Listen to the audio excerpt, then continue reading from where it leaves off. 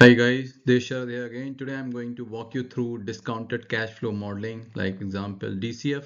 This is one of the most important valuation technique we use in the finance. In the next 15 minutes, I'll explain what DCF means, the 5 practical steps to build a solid model, how we forecast free cash flows, how we choose the discount rate and terminal value, and finally the key habits that separate a good DCF from weak one. So let's now I'll go to my second slide. So you can see all points which I'll be covering in my session. What is a DCF and 5-step process, free cash flow and WACC and terminal value and key takeaway. So these are the 5 points I'll be covering in my topic. So the third slide is, so what is a discounted cash flow? So that we need to understand. So these are the 3 core principles, like intrinsic value, time value of money, and risk adjustment. If you understand these 3 terms, so we can easily understand the discounted cash flow. So what exactly is a discounted flow?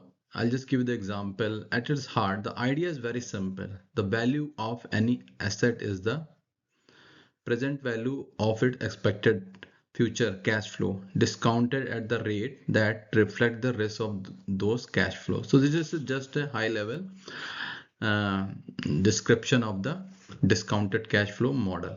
But now we need to understand all 3 core ideas, then we can easily understand. So first is the intrinsic value. So what is mean? I already described. We can easily understand. You can download PPT also. So DCF tries to answer the question, what is the business actually worth based on the cash it can generate, not what the market is currently willing to pay. So that we need to understand current value and also future value. And second point is the value of money. So already written, the value of money means a dollar you receive 5 years from now, like whatever you have thing and what dollar you're receiving. So a dollar you receive 5 years from now is worth less than dollar you receive today. So that we need to compare how much money you get today or after 5 years. So discounting is the process that converts future cash into the today's money. So that if we understand the second idea, like a time value of money, then we can easily understand the model. And third thing is the risk adjustment. So what is risk adjustment? Adjustment is the riskier the cash flow, the higher the discount rate, and therefore the lower the present value. That is a very good example for the banking. Sometimes we get a good variable rate, sometimes we don't get a good variable rate. So when you understand the risk adjustment for the variable interest rate, we can easily understand the 3 core ideas for the discounted core model. So this is why DCF is so powerful. It focuses us to think carefully about growth, profitability, capital needs, and risk, instead of just applying a peer multiple and hoping for the best. So if you understand these things, growth, profitability, and capital and risk, so we can tune our DCF finance model. So now I'll move into my next slide number 4. So these are the very 5 steps for the DCF model.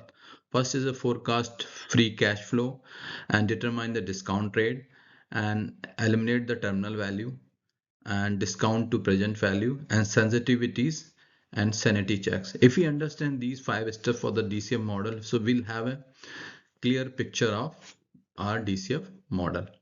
So what is the first thing? If you understand forecast free cash flow means project unlayered FCF for the next 5 to 10 years. So we need to project like a, suppose I'll just give you the example. We project unlayered free cash flow for the next 5 to 10 years.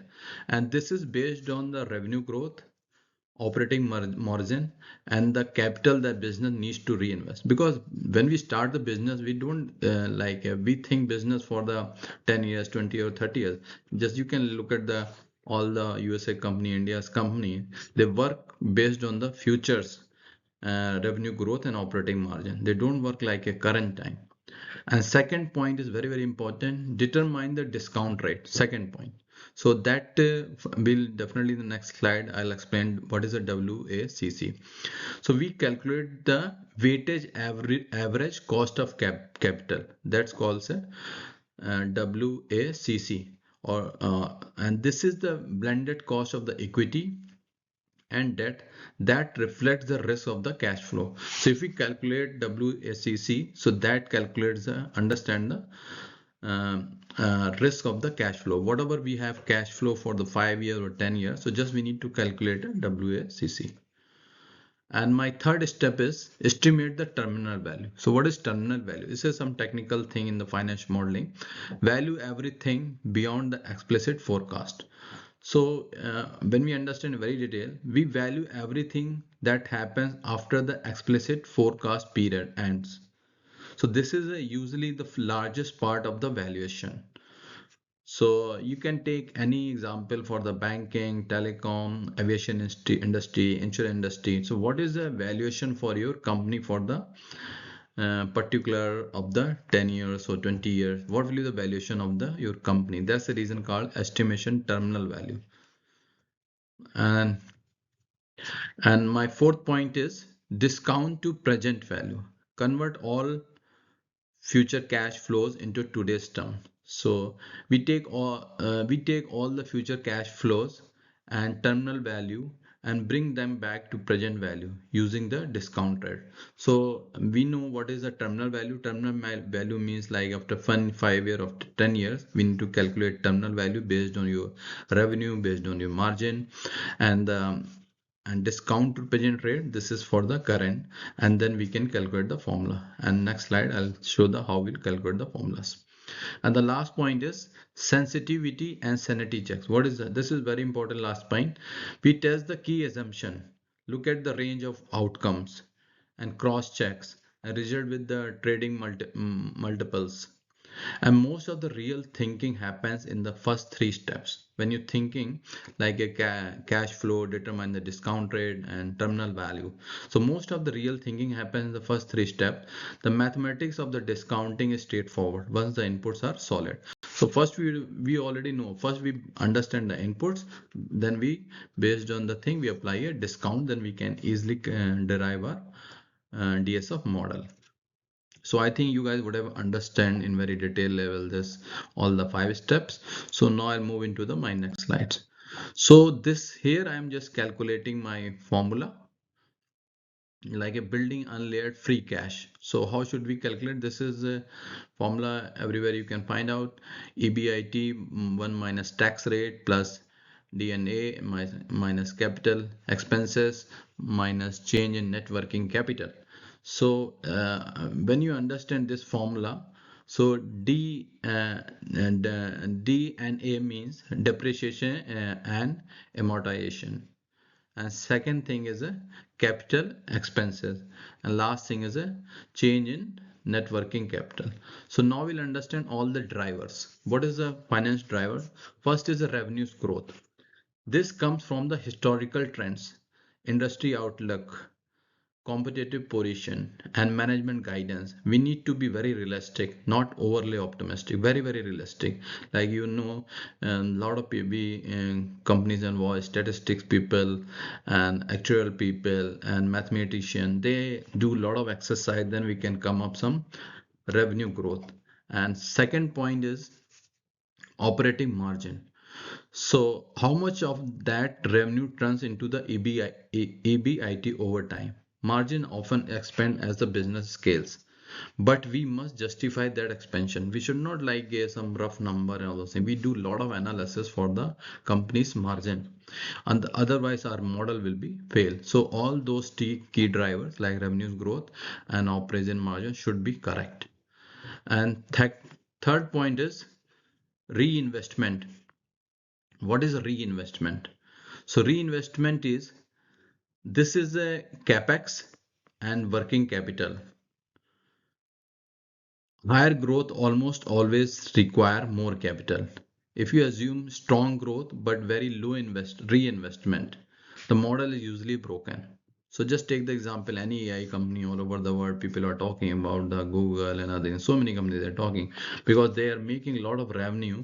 But if they stop to thinking about the reinvestment, their model will be fail. So the reinvestment is very, very important to understand the DCF. So common mistake is to be aggressive on growth and margin while underestimating the capital required. Good models keep growth, margin, and reinvestment internally constant. So I hope you guys would have understand. Now my next slide, I'll calculate the WACC and terminal value because I already explained WACC and terminal value. So how we'll calculate is very simple formula. So WACC we all know E slash V into cost of equity and DV cost of debt and 1 minus tax rate. So now we need to calculate. This is a formula. So what is the means cost of equity? Cost of equity is usually calculated with the CAPM. CAPM, what is the CAPM is risk-free rate plus beta times the equity risk. This is premium means cost of debt is based on the company's actual borrowing cost or credit spread. So we use the target capital structure weights, not just the current balance. So these are the WACC. So cost of debt weights, these are the, and we can easily understand. And the third point here and now we can discuss based on the terminal value. What is the terminal? In most model, terminal value accounts for 60 to 80% of the total enterprise value. So it deserves real attention. But there are two common methods also. One is the Gordon growth model and second is exit multiple. So Gordon growth model also given some formula like a terminal value equal to final year into FCF. So we understand the long-term growth rate is actually usually close to the long-term nominal GDP growth, typically 2 to 3%. And the second thing is the exit multiple approach. So what is meaning? We apply a realistic EV slash divide by EB ITDA is a multiple at the end of the forecast period. So many practitioners calculate both and then reconcile the two results. So when we understand, so this is a very give my slide gives a lot of understanding about the DCF and to understand DCF model. So last is my key takeaway. So before closing of my session, closing in 1-2 minutes. So let me finish with the 5 practical takeaway with the improve every DCF you build. One, assumption drive you value. The output is only as good as the thinking that goes into the growth, margin and reinvestment. Second, terminal value dominates because it is such a large part of the valuation. Spend real time on the long-term growth rate or the exit multiple. 3. Always run sensitivity, never present a single number. Vary WACC growth rates and margins and show a range of possible values. Fourth, cross-check with the multiples. Look at the implied EV slash EBITDA or price to earnings ratio your DCF produces and compare it with the peers and historical averages. 5. Document everything. Clear notes on your sources and rational make the model credible and allow others to challenge it constructively.